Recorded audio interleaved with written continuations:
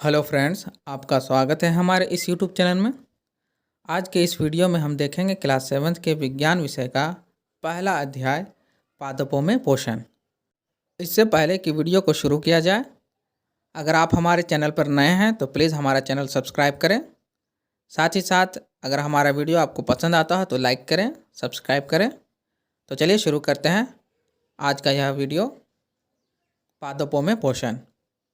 पादपों में पोषण को समझने से पहले हमें पोषण को समझ लेना ज़रूरी है। तो पोषण क्या है? पोषण ऊर्जा ग्रहण करने का एक तरीका है। कोई भी जीव जिंदा रहने के लिए ऊर्जा ग्रहण करती है। जैसे मनुष्य भोजन करता है, भोजन से उसे ऊर्जा मिलती है। तो इसी तरह से सभी जीव जो जिंदा हैं वो पोषण करते हैं, अर्थात ऊर्जा के लिए कुछ न कुछ ग्रहण करते हैं जिससे उन्हें ऊर्जा मिलती है। पोषण दो प्रकार के होते हैं, स्वपोषी पोषण और विषमपोषी पोषण। स्वपोषी पोषण वैसा पोषण जिसमें कोई जीव दूसरे जीव पर निर्भर नहीं रहता है। जैसे सभी हरे पेड़ पौधे, शैवाल और कुछ जीवाणु जो होते हैं वो अपने भोजन के लिए, अपने पोषण के लिए अन्य जीवों पर आश्रित नहीं रहते हैं। वह अपना भोजन स्वयं बना लेते हैं। बनाने का अर्थ पकाना नहीं होता है। बनाने का अर्थ है स्वयं संश्लेषित करना, खुद अपने ही अस्तित्व पर किसी चीज़ से बना लेना, ना कि दूसरे का भोजन ग्रहण कर लेना। आइए अब देखते हैं विषमपोषी पोषण। विषमपोषी पोषण क्या है?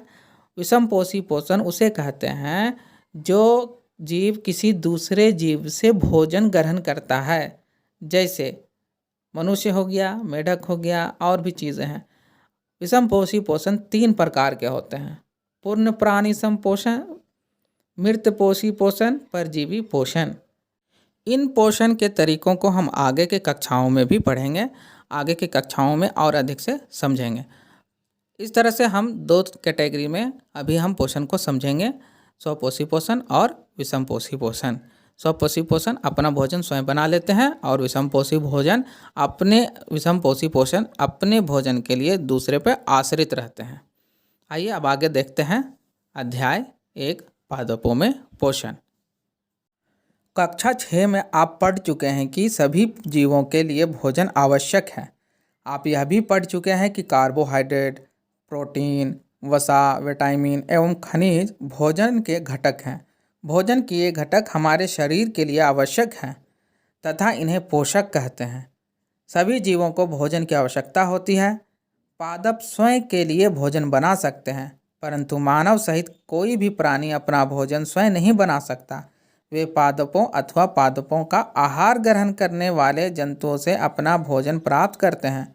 अतः मानव तथा अन्य प्राणी प्रत्यक्ष अथवा परोक्ष रूप से पादपों पर निर्भर करते हैं।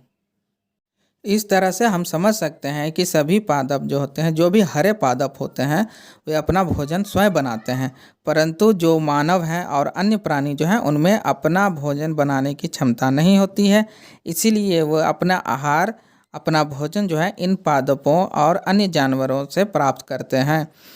मनुष्य जो है वो पत्ते अर्थात साग सब्जी खाता है और जीव कुछ प्राणी को भी खाता है, जैसे मुर्गी, बकरी, बत्तख आदि। तो इस तरह से समझ में आता है कि दोनों में विभिन्न प्रकार की पोषण विधि है। अब यह सवाल उठता है जिसे बुझो ने पूछा है। बुझो जानना चाहता है कि पादप अपना भोजन किस प्रकार बनाते हैं। तो चलिए देखते हैं पादपों में पोषण विधि। केवल पादप ही ऐसे जीव हैं जो जल, कार्बन डाइऑक्साइड एवं खनिज की सहायता से अपना भोजन बना सकते हैं। ये सभी पदार्थ उनके परिवेश में उपलब्ध होते हैं। पोषक पदार्थ सजीवों की शारीरिक संरचना, वृद्धि तथा क्षतिग्रस्त भागों के रखरखाव के लिए समर्थ बनाते हैं तथा विभिन्न जैव प्रक्रमों के लिए आवश्यक ऊर्जा भी प्रदान करते हैं। सजीवों द्वारा भोजन ग्रहण करने एवं उसके उपयोग की विधि को पोषण कहते हैं। पोषण की यह विधि जिसमें जीव अपना भोजन स्वयं संश्लेषित करते हैं स्वपोषण कहलाती है। अतः ऐसे पादपों को स्वपोषी कहते हैं। जंतु एवं अधिकतर अन्य जीव पादपों द्वारा संश्लेषित भोजन ग्रहण करते हैं, उन्हें विषमपोषी पोषण कहते हैं। पहली के मन में कुछ सवाल है। पहेली जानना चाहती है कि पादपों की तरह हमारा शरीर भी कार्बन डाइऑक्साइड, जल एवं खनिज से अपना भोजन स्वयं क्यों नहीं बना सकता। अब हम पूछ सकते हैं कि पादपों की खाद्य फैक्ट्रियाँ कहाँ स्थित है। क्या भोजन पादप के सभी भागों में निर्मित होता है अथवा केवल कुछ विशेष भागों में। पादप अपने परिवेश से कच्ची सामग्री किस प्रकार प्राप्त करते हैं। खाद्य फैक्ट्रियाँ तक इनका स्थानांतरण किस प्रकार होता है। इस प्रकार हमने देखा कि पादपों में जो पोषण विधि है वो दोनों प्रकार की होती हैं, स्वपोषण और विषमपोषी पोषण। तो स्वपोषण करने वाले पादप जो होते हैं वह स्वपोषी कहलाते हैं और विषमपोषी पोषण करने वाले पादप जो होते हैं वह विषमपोषी कहलाते हैं। विषमपोषी पोषण के अंतर्गत हम पादपों में अन्य प्रकार के पोषण को भी देखेंगे। तो आगे बढ़ते हैं। प्रकाश संश्लेषण, पादपों में खाद्य संश्लेषण का प्रक्रम।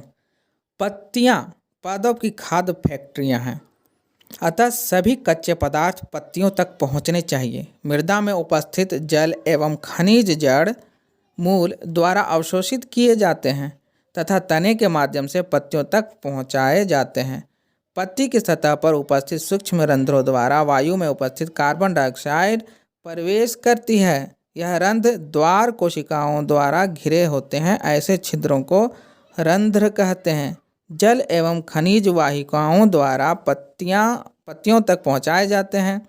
ये वाहिकाएं नली के समान होती हैं तथा जड़, तना, शाखाओं एवं पत्तियों तक फैली होती हैं। पोषकों को पत्तियों तक पहुंचाने के लिए ये वाहिकाएं एक सतत मार्ग बनाती हैं। पादपों में पदार्थों के परिवहन के विषय में आप अध्याय 11 में पढ़ेंगे। इस क्रम में बूझो जानना चाहता था कि जड़ द्वारा अवशोषित जल एवं खनिज पत्ती तक किस प्रकार पहुंचते हैं। तो इन्हें हम अगले कक्षाओं में पढ़ेंगे, जैसा कि हम अभी यहाँ पर पढ़ा गया। उसी क्रम में पहेली जानना चाहती है कि पत्तियों में ऐसी क्या विशेषताएं हैं कि खाद्य पदार्थों का संश्लेषण कर सकती हैं परंतु पादप के दूसरे भाग नहीं। तो इसका उत्तर अब आगे हम पढ़ेंगे। पत्तियों में एक हरा वर्णक होता है जिसे क्लोरोफिल कहते हैं। क्लोरोफिल सूर्य के प्रकाश, सौर प्रकाश की ऊर्जा का संग्रहण करने में पत्ती की सहायता करता है। इस ऊर्जा का उपयोग जल एवं कार्बन डाइऑक्साइड से खाद्य संश्लेषण में होता है। क्योंकि खाद्य संश्लेषण सूर्य के प्रकाश की उपस्थिति में होता है, इसलिए इसे प्रकाश संश्लेषण कहते हैं। अतः हमने देखा कि क्लोरोफिल सूर्य का प्रकाश, कार्बन डाइऑक्साइड एवं जल प्रकाश संश्लेषण के लिए आवश्यक है। इस पृथ्वी पर यह एक अद्वितीय प्रक्रम है। पत्तियों द्वारा सौर ऊर्जा संग्रहित की जाती है तथा पादपों में खाद्य के रूप में संचित हो जाती है। अतः सभी जीवों के लिए सूर्य ऊर्जा का चरम स्रोत है। क्या आप कल्पना कर सकते हैं कि प्रकाश संश्लेषण नहीं होगा तो क्या होगा।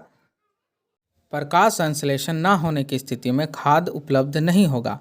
सभी जीवों का अस्तित्व प्रत्यक्ष अथवा परोक्ष रूप से पादपों द्वारा निर्मित भोजन पर निर्भर करता है। इसके लिए अतिरिक्त सभी जीवों के लिए परम आवश्यक ऑक्सीजन भी प्रकाश संश्लेषण के द्वारा निर्मित होता है। प्रकाश संश्लेषण की अनुपस्थिति में पृथ्वी पर जीवन की कल्पना असंभव है। अर्थात जितने भी प्राणी हैं वो सभी किसी न किसी रूप में पादपों पर निर्भर हैं और पादप ही अपना भोजन संश्लेषित करते हैं। बाकी कोई प्राणी जो है अपना भोजन संश्लेषित नहीं कर पाते हैं, वह किसी न किसी रूप में उन पर निर्भर रहते हैं। इसीलिए प्रकाश संश्लेषण बहुत ही आवश्यक है।